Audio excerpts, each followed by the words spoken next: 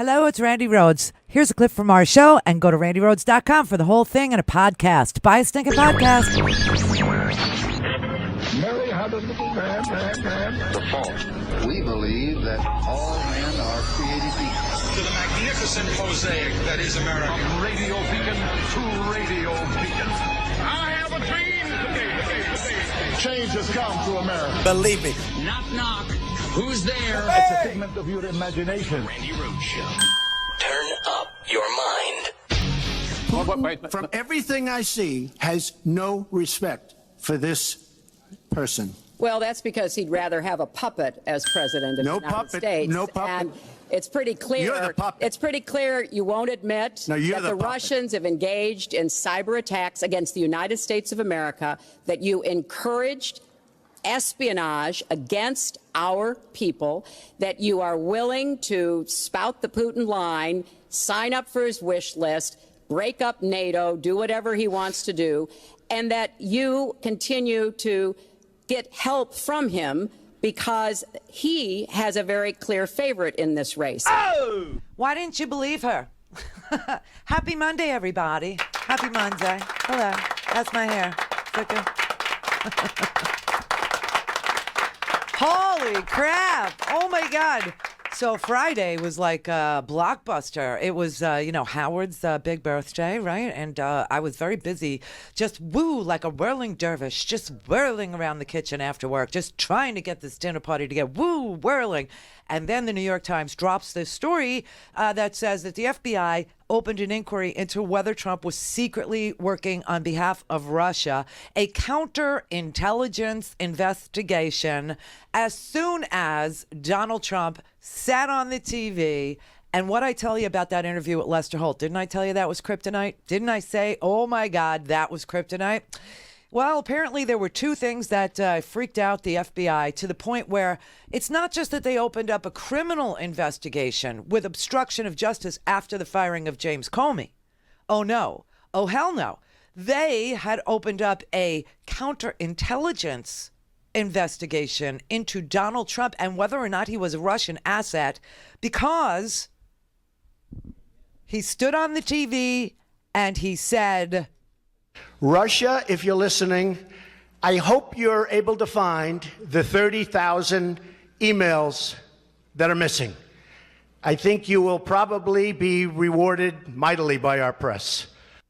And when he said that day, that exact day, was the day that the Russians started to hack into Hillary Clinton's emails. That is the day that occurred. He said it, it happened. Cause, effect, quid, quo, something for something. The counterintelligence investigators also thought that it was time to open up the investigation after he fired James Comey, and went and sat down with Lester Holt. And regardless of recommendation, I was going to fire Comey, knowing there was no good time to do it.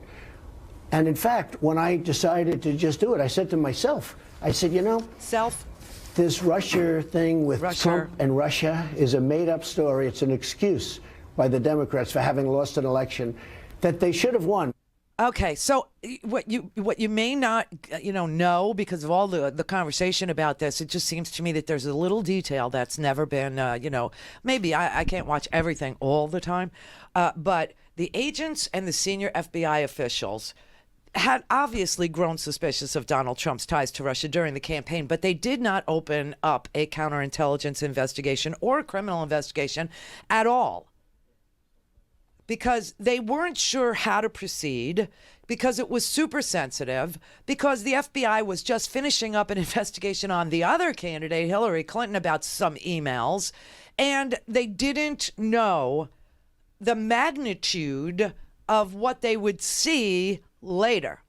And so they didn't know how to go about doing something like this, so they didn't. They held off. They were uncertain about what to do. But once he had fired James Comey, when he said Russia, if you're listening during the campaign, they were like, what the hell? And they understood that Russia hacked Hillary Clinton's emails the day that he said, Russia, if you're listening, but they still didn't. They didn't open up the thing. when they did finally, after the Lester Holt, when they did finally, after James Comey, do you know how long the FBI conducted a counterintelligence investigation before Rod Rosenstein said, oh my God, and hired the special counsel, Robert Mueller? Do you know how long they investigated? Because the president's going to sit there and say, this is Strzok and Comey, and they're all dirty cops and blah, blah, blah. Well, this wasn't opened until after he fired Comey, so that point is a lie, obviously. But the FBI held the counterintelligence investigation for days. Just a matter of days. That's it. McCabe and Strzok and Lisa Page, they are all irrelevant to this. When Rod saw what he saw, and when the FBI saw what they saw, the FBI opened up a counterintelligence investigation and a criminal investigation into obstruction of justice over the Comey firing. But it was just a few days that the FBI had the investigation. Rod Rosenstein said, oh, dear, sweet baby Jesus. Oh, my God. And that's when he appointed Robert Mueller. So the FBI only had the counterintelligence and the criminal investigation for like seconds. For seconds. Now, they wanted to investigate him before he fired James Comey, but they did not. They did not. But the two instances that really piqued their interest in whether or not this president was an asset that was cultivated by Vladimir Putin over a period of years, because, you know, from 2003 to 17, there were 86 cash purchases in Trump Tower properties. 86 all cash purchases. Now, purchases, that's money laundering. Nobody does that. That was all money laundering. $109 million worth of all cash purchases. In 2010, when all this was going on, Deutsche Bank, who was then laundering Russian money, loaned Donald Trump hundreds of millions of dollars. That was exactly during the same period of time that Russia was laundering all this money through Deutsche Bank and using New York real estate to do it. In 2008, that's when Junior said, Russia makes up a pretty disproportionate cross-section of a lot of our assets. We don't rely on American banks. And then Eric, Beavis said, we have all the funding we need out of Russia in 2014. Now, Michael Cohen pled guilty to lying to Congress, and Trump was, the reason why Michael Cohen was, valuable is because Michael Cohen said yes, and even during 2016, we were talking about a Trump Tower Moscow. So this was like the payoff. This was like the culmination of all these years of Russia laundering money through him, and then he wanted something in return, and he wanted Trump Tower Moscow, and that's what Michael Cohen lied about. So this is just so unbelievable, because these kind of financial entanglements are exactly what FBI agents look for. This is what I was explaining to you with the dirty agents that work at Border Patrol on Friday. 2,000 Border Patrol agents have been arrested for everything from money laundering to taking bribes to giving intel to the cartels to tell them, where and when they could bring it, where and when, and where the Border Patrol agents would be. And 2,000 agents are dirty, and that's why the FBI wants to polygraph all law enforcement agents, because they want to make sure you're not deeply in debt to somebody or that you need money terribly, because that's the deal with Paul Manafort. Paul Manafort was deeply, deeply in debt to Oleg Deripaska, the aluminum oligarch. And Manafort's sending emails over through Konstantin Kalimnik to Oleg Deripaska saying, how do I make myself whole? And have you seen the newspapers? I'm doing it. We're doing this and blah, blah, blah. And I could even give you private briefings. This is while he's shepherding the Trump nomination through the Republican National Convention. I mean, we can go on and on and on and on. And that's exactly what Senator Mark Warner did on the Sunday shows, the other day. I mean, this was just crazy yesterday. And of course, nobody's been tougher on Russia than me. Nobody's been tougher on Russia than me. Trump was not tough on Russia. The Senate and the House were tough on Russia in this way. The Senate passed sanctions on Russia. The House went along with it. Trump wasn't going to do it. That's why they had to pass it. McConnell won't even protect Mueller. He won't even introduce a bill to protect Mueller. You know why? They're all dirty. All of them. They're all filthy. The NRA, now we have information today also that Maria Butina and Alexander Torshin, who, hired Maria Butina, this protege from Siberia, and then she gets into a love relationship. I mean, Trump loves to say, oh, Lisa Page and her lover, Strozak. Like I said, it's irrelevant. Know why? They were on that case for about 3 seconds. And then Rosenstein handed it off to Mueller and said, oh, my God. Oh, my God. But everybody this weekend was at, do you think he's a Russian asset? Do you think he's a Russian asset? Well, it's very simple. This nation is under threat, and the threat is the person sitting in the seat of the President of the United States. His actions, his behaviors, his staff, they appear to be this wholly owned subsidiary of Vladimir Putin. He has more loyalty to them than he has to the Constitution of the United States. This shutdown is a really good example of that. That being said, former CIA Director John Brennan mentioned that people who have betrayed this nation often did it thinking that they weren't betraying the nation. You had CIA officers like Aldrich Ames, FBI officers like Robert Hansen, whose job it was to hunt spies, was actually a Soviet spy at the time. They betrayed this nation.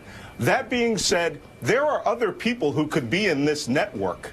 I know Jared Kushner asked the Russians for covert communication systems, cryptographic systems, to give a back channel so that the CIA and NSA could not speak to intercept his communications. That needs to be investigated. Mike Flynn asked for clandestine communications and got it, then over 100 people times lied about every contact. This needs to be cleaned up, and it's going to be very dirty.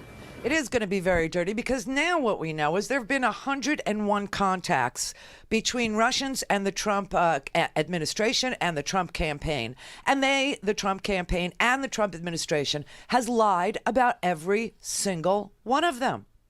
So if there are 101 contacts now that we know about and they've lied about every single one of them, the question is why? Why?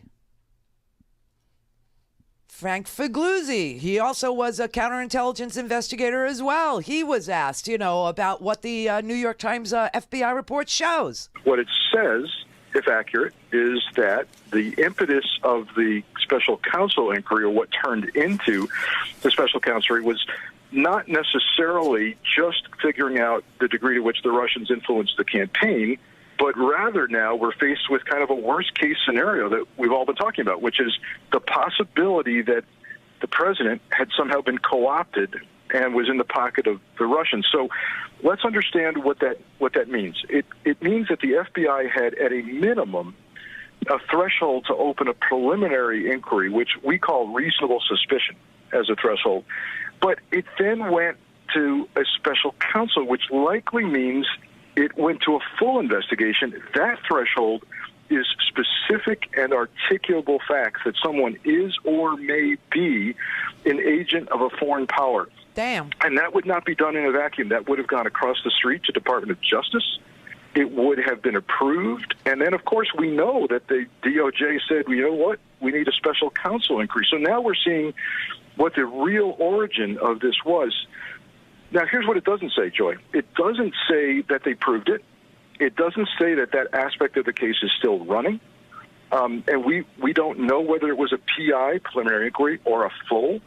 So there's some unanswered questions here, but it is really sobering to think that maybe, if this reporting is right, that Donald J. Trump, that name was in the header, in the subject title of a counterintelligence investigation.